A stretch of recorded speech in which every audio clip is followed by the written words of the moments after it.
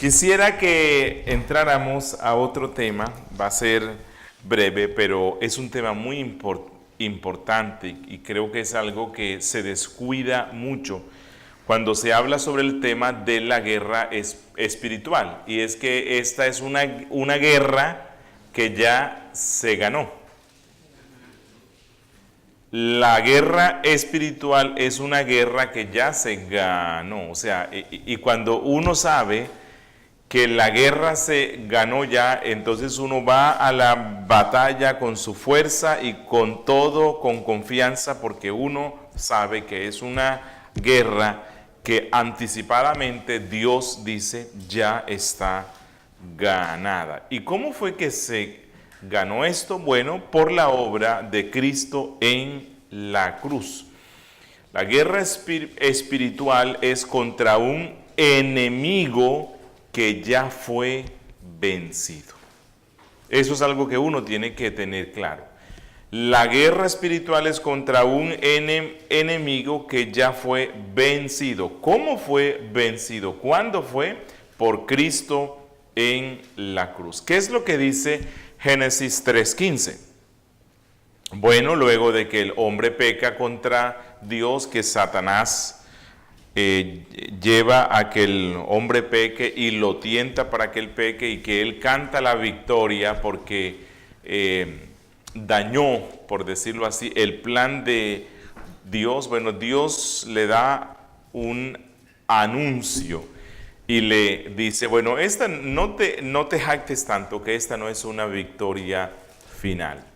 Y Dios, hablándole a la mujer, le dice que de ella, de la simiente de ella, vendrá alguien que le aplastará la cabeza al diablo. Y ya entendemos que esta simiente es Cristo.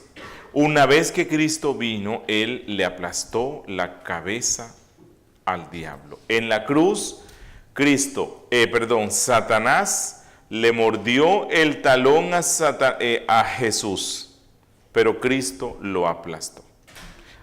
Así que nuestra guerra espiritual es con un enemigo cuya cabeza ya está aplastada. Solo que esto nos lleva a pensar lo poderoso que Satanás es, que a pesar de que Cristo le aplastó ya la cabeza, con su cola aún tiene la capacidad de hacer mucho daño. Pero ya es alguien que está vencido por la cruz de Cristo. Jesús dijo esto en Juan 12:31. Dice, Juan 12:31, ahora, bueno, desde el verso 27 dice, ahora está turbada mi alma, ¿y qué diré? Padre, sálvame de esta hora. Mas para esto he llegado a esta hora. Padre, glorifica tu nombre. Entonces vino una voz del cielo, lo he glorificado y lo glorificaré otra vez. Y la multitud que estaba allí y había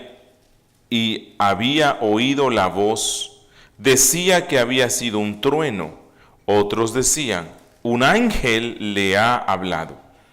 Respondió Jesús y dijo, no ha venido esta voz por causa mía, sino por causa de vosotros. Ahora es el juicio de este mundo. Ahora el príncipe de este mundo será echado fuera, y yo, si fuere levantado de la tierra, a todos atraeré a mí mismo. Y decía esto dando a entender de qué muerte iba a morir. Así que Cristo pone su muerte en la cruz con la derrota de Satanás. Aquí se iba a dar el cumplimiento de ese protoevangelio que había dado Dios en Génesis 3:15. La muerte de Cristo en la cruz echó a Satanás fuera. Hay un libro que lo escribió, ¿quién fue?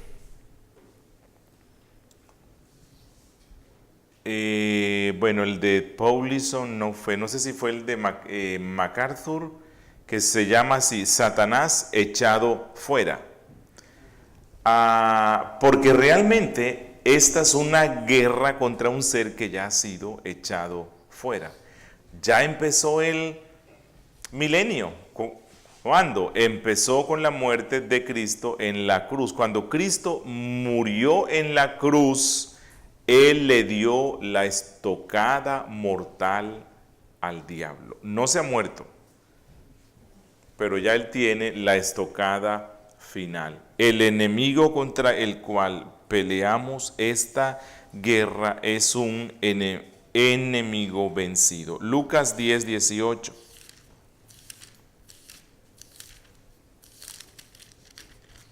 Lucas 10, 18 dice, y les dijo, yo veía a Satanás caer del cielo como un rayo. ¿Y en qué contexto es en el cual Cristo dice esto?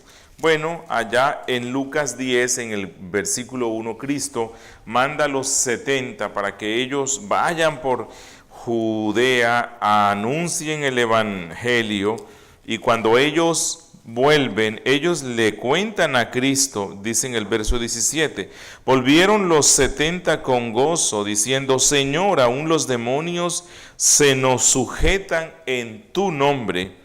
Y les dijo, yo veía a Satanás caer del cielo como un rayo, y aquí os doy potestad de hollar serpientes y escorpiones y sobre toda fuerza del enemigo, y nada os dañará. Pero no os regocijéis de que los espíritus se os sujetan, sino regocijaos de que vuestros nombres estén escritos en los cielos. ¿Por qué se sujetaban los espíritus a estos hombres? Porque Cristo vino precisamente con ese fin. Eso es por lo cual el cristiano, aunque anda alerta,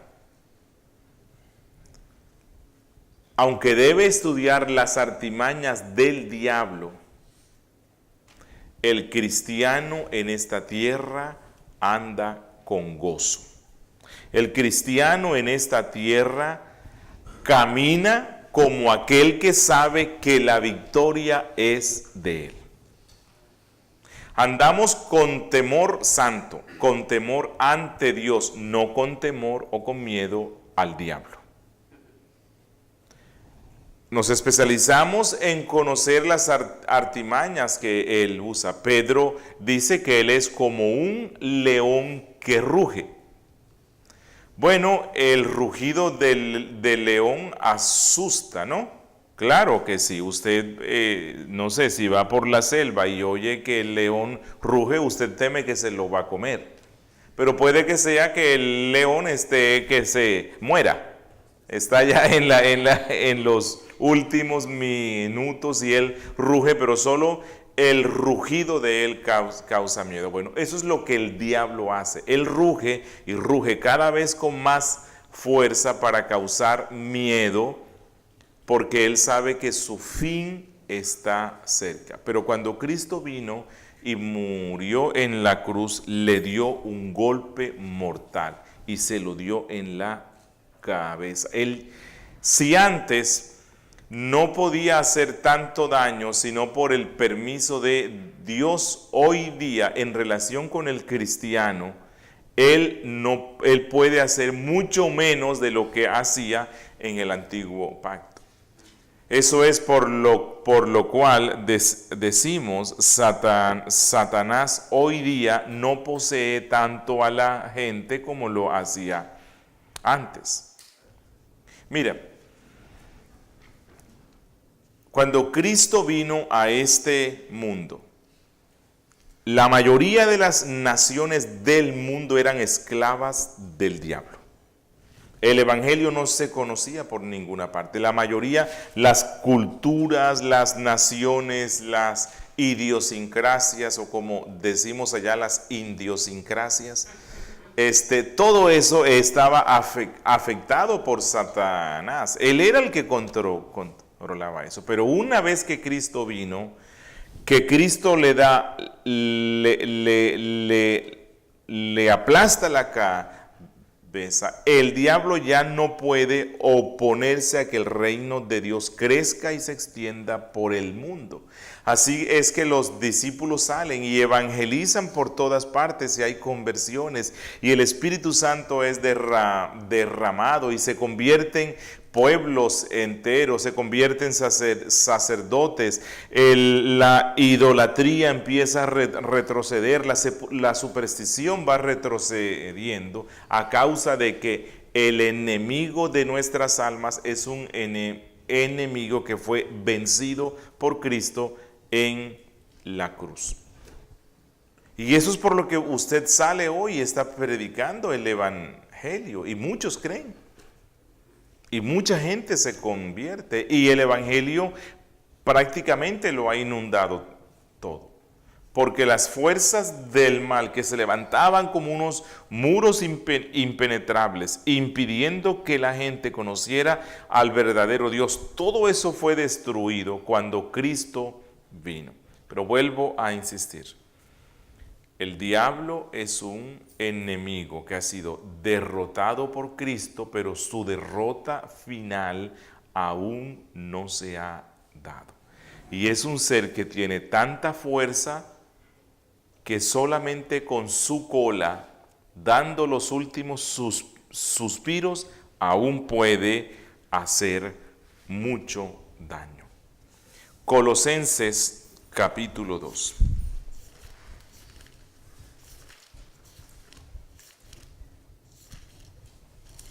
Colosenses 2, versos 14 al 15, dice, versos 13. Y a vosotros, estando muertos en pecados y en la incircuncisión de vuestra carne, os dio vida juntamente con él, perdonándoos todos los pecados, anulando el acta de los decretos que había contra nosotros, que nos era contraria, quitándola del medio y clavándola en la cruz, y despojando a los principados y a las potestades, los exhibió públicamente, triunfando sobre ellos. ¿Dónde? En la cruz. Esta es una guerra que ya ganamos. Hay que pelearla así, pero que Dios dice, ya esto fue ganado por Cristo. Todos los principados y potestades, cuando Cristo murió en la cruz, fueron destronados. Apocalipsis 12:11.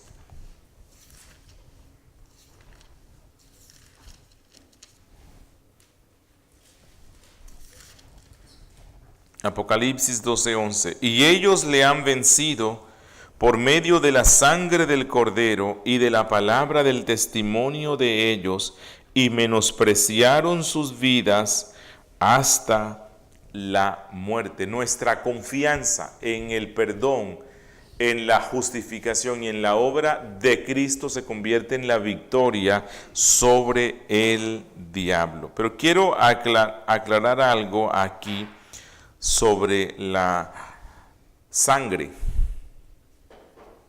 Porque aquí se menciona, se dice, y ellos le han vencido por medio de la sangre del Cordero. ¿Cómo es que le vence uno a Satanás por medio de la sangre de Cristo?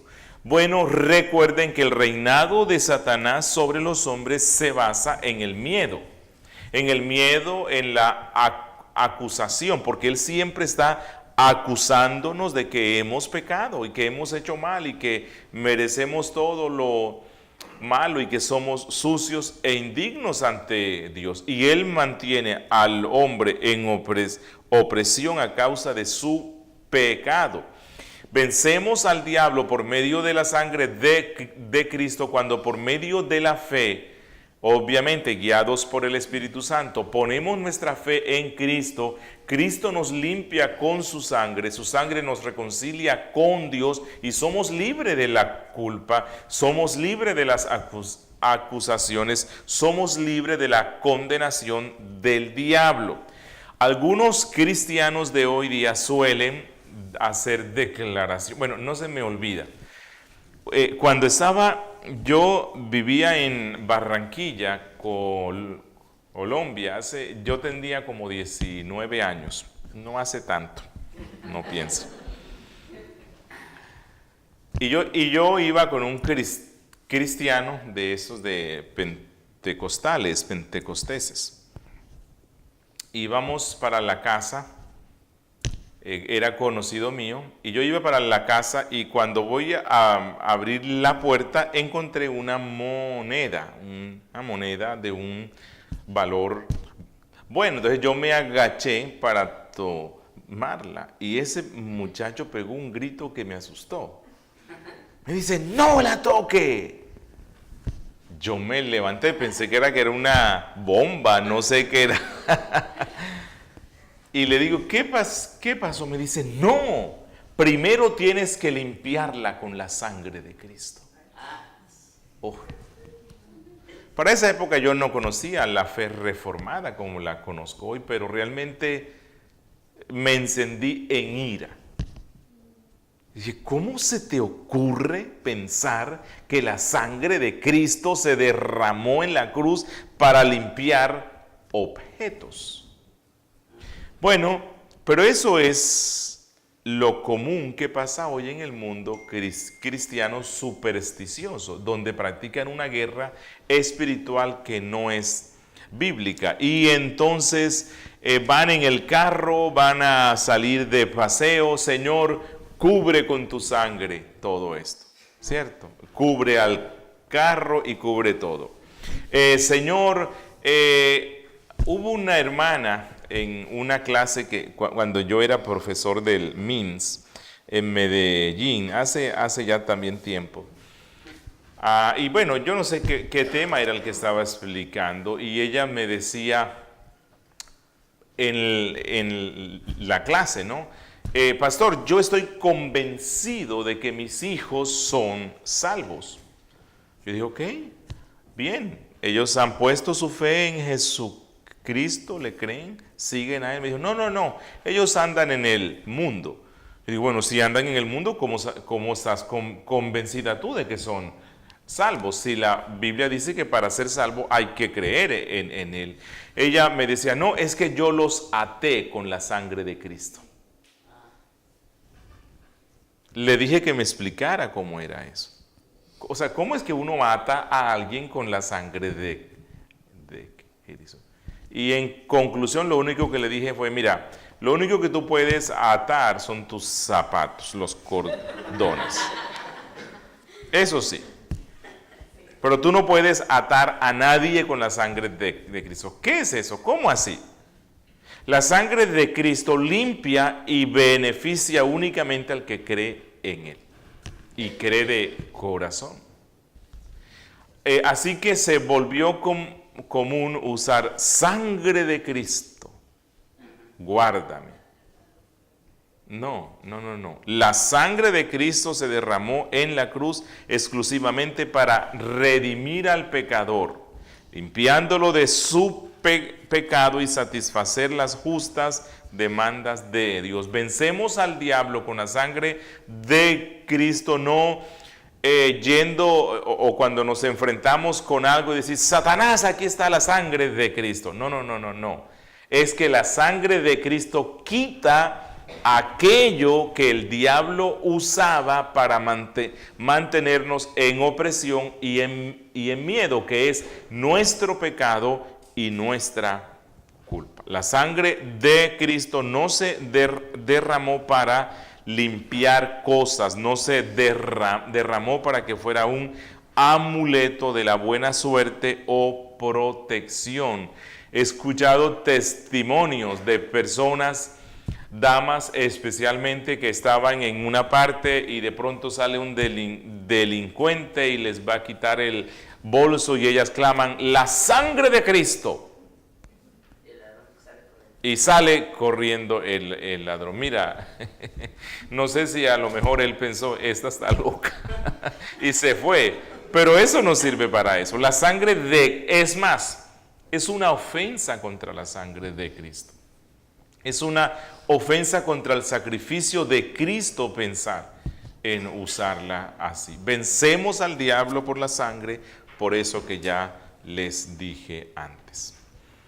Y en esta parte deseo terminarla hablando un poco, si ya el diablo ha sido vencido por Cristo, por su sangre, por su cruz, entonces, ¿cuál es nuestra posición frente a Satanás? Y aquí quiero que vean el equilibrio que la Biblia da. El equilibrio que debe caracterizarnos al pelear esta guerra. Y es que, por un lado, la Biblia nos exhorta a estar atentos, despiertos, velando frente a las artimañas del diablo, pero a la misma vez, para que no se caiga en paranoia, el Señor nos dice que hay cosas que el diablo no puede hacer y que hay una seguridad que el santo tiene en Cristo. Miren esto, Juan 10, 27 al 30.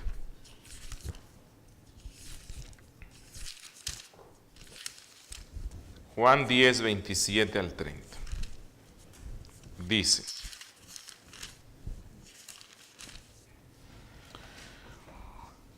mis ovejas oyen mi voz, y yo las conozco y me siguen.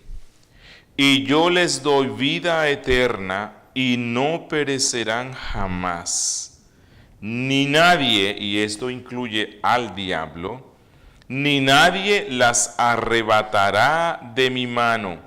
Mi Padre que me las dio es mayor que todos, y nadie las puede arrebatar de la mano de mi Padre. Yo y el Padre uno somos. Aquí Cristo da una doble seguridad, sus manos y las manos del Padre. Y Él dice que los dos están comprometidos en una cosa: guardar a los suyos. Ya no somos presa del lobo. El lobo vendrá, sí, pero como estamos en las manos de Cristo, el lobo no nos puede alcanzar.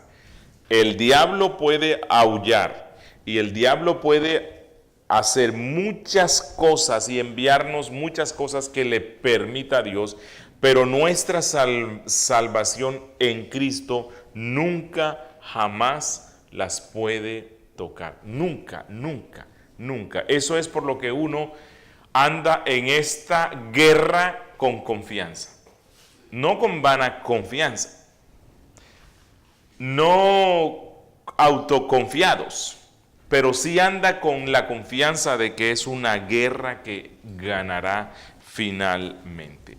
Primera de Juan 4:4.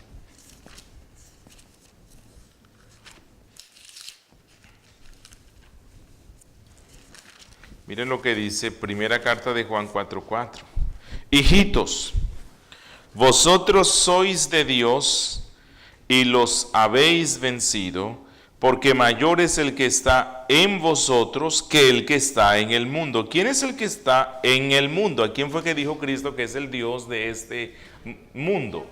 El diablo, él está aquí, pero Cristo es mayor que el que está en el mundo, y especialmente porque Él lo derrotó. Así que Santiago entonces es Juan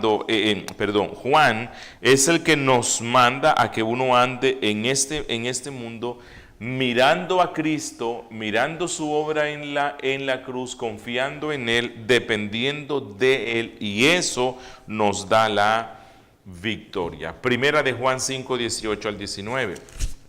Dice: sabemos que todo aquel que ha nacido de Dios no practica el pecado, pues aquel que fue engendrado por Dios le guarda.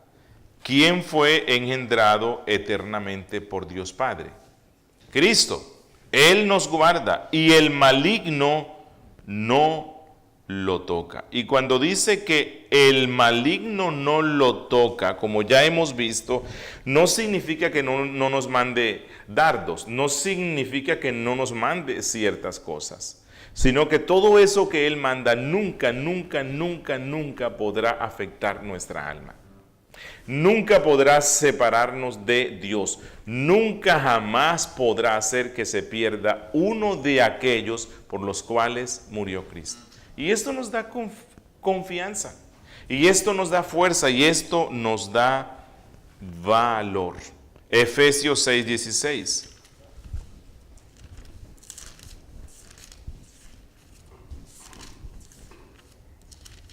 Efesios 6:16 dice: sobre todo, tomad el escudo de la fe con que podáis apagar todos los dardos de fuego del maligno. ¿A qué fe se refiere aquí? Bueno, dice en el verso 17, y tomad el yelmo de la salvación.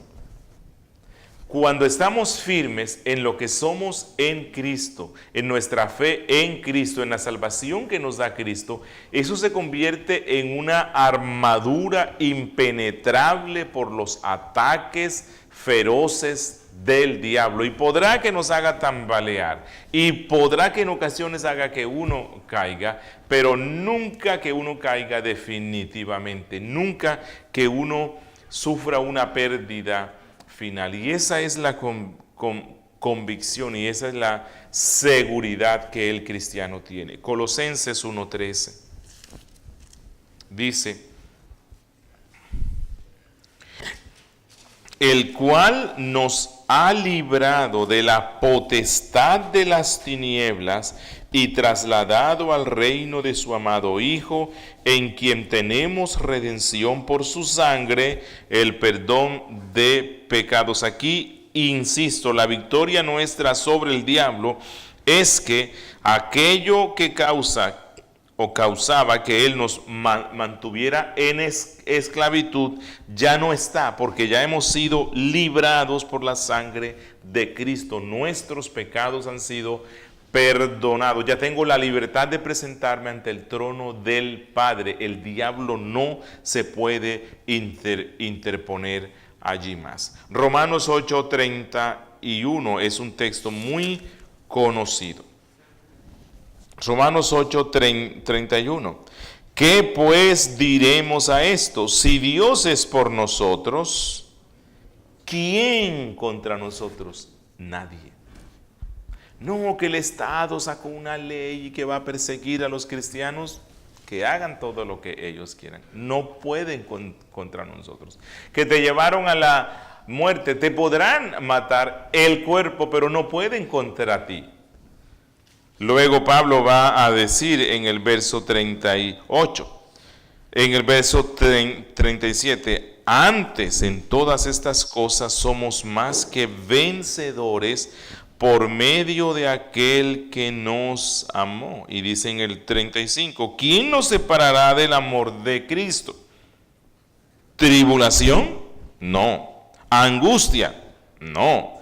¿Hambre? No. ¿Persecución? No. ¿Desnudez? No. ¿Peligro? No. ¿Espada? No. Nada podrá separarnos de él.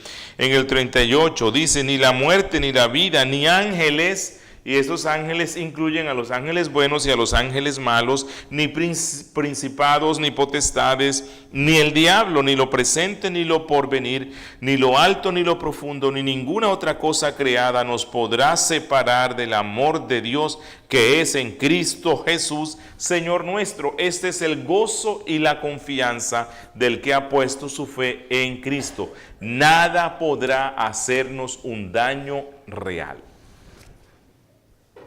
¿Podrá hacernos tambalear, como dije antes? Sí. ¿Podrá hacer que tengamos algunas pérdidas? Sí, pero nunca una pérdida final. Y esta es la guerra que nosotros hemos vencido. Hasta aquí este punto, y ya quiero que en la última parte, después de almorzar, quiero que revisemos algunos puntos especiales del libro de William Gurnall, que espero que Dios use esto para motivarlos para que lean este libro. No sé hasta aquí qué inquietud o dudas hay. No más que qué bueno que nos dejó con ese texto para irnos a comer. Sí, hay que meditarlo, ¿no? Hay que meditarlo. Bien, entonces vamos a dar gracias a nuestro Dios, damos gracias por los alimentos y vamos a almorzar. Bendito Dios, Padre nuestro que estás en los cielos, te damos gracias por este tiempo que nos has dado. Ahora temprano. Gracias, Padre, porque a pesar de lo extenso de este tema y la debilidad de nuestro cuerpo y de nuestra mente, tú nos has dado la fuerza para estar hasta este instante aquí. Yo te ruego, Señor, que uses todo esto para nuestra bendición, para crecer juntos, para fortalecernos en ti. Gracias, Cristo, por esa victoria tan especial que nos has dado, por este gozo y este consuelo que das a nuestras almas. Te agradecemos asimismo por el alimento, que es un don que nos das tú. Te rogamos que sea de beneficio para nuestros cuerpos. En Cristo Jesús. Amén. Amén.